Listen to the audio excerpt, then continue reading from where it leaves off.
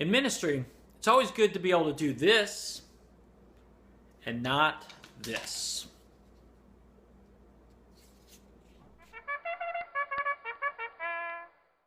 When you're doing ministry, it's always good to have a plan.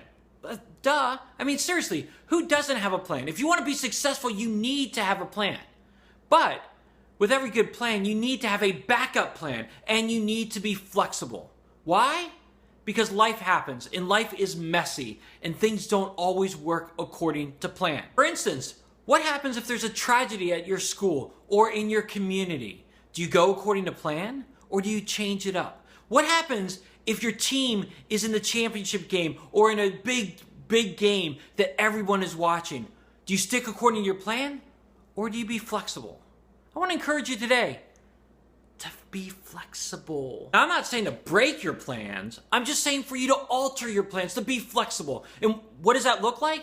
It's simple. Say your team is in the championship game and you have youth group that same night.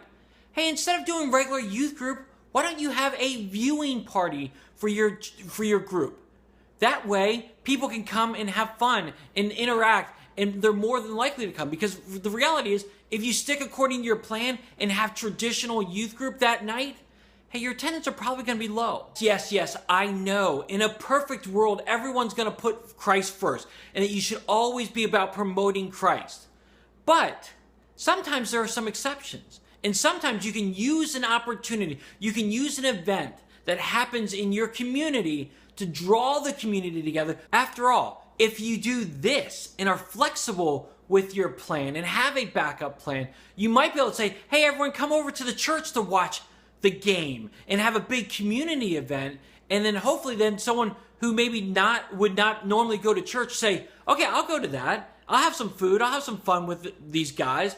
And then maybe they'll get introduced to God, and maybe they'll get introduced to Christ through the relationships that they begin to develop there, that they will be able to hear about Christ in the long term. So by you being flexible and changing your plans, you're actually promoting Christ more. So the encouragement is to be flexible. To have a plan, yes, that's always great. You need a plan. But to be flexible with your plans, to be open in case life happens. You need to be able to alter your plans, not be tied to your plans, but be tied to what the community needs. And hopefully, more and more people will come to know Christ because you're able to be flexible with what you're doing. Hey, that's the encouragement for today. Don't forget to check out the YM Sidekick this week, ymsidekick.com, the podcast, the blogs, and on Friday we wrap it all up with a great little recap of the variety of different vlogs that you may have missed this past week. Thanks for joining me today, and don't forget, hit the subscribe button wherever it is, because I'm new to this whole vlog thing. Subscribe to the vlog and stay updated on all the things that are happening each and every week. Talk to you guys later.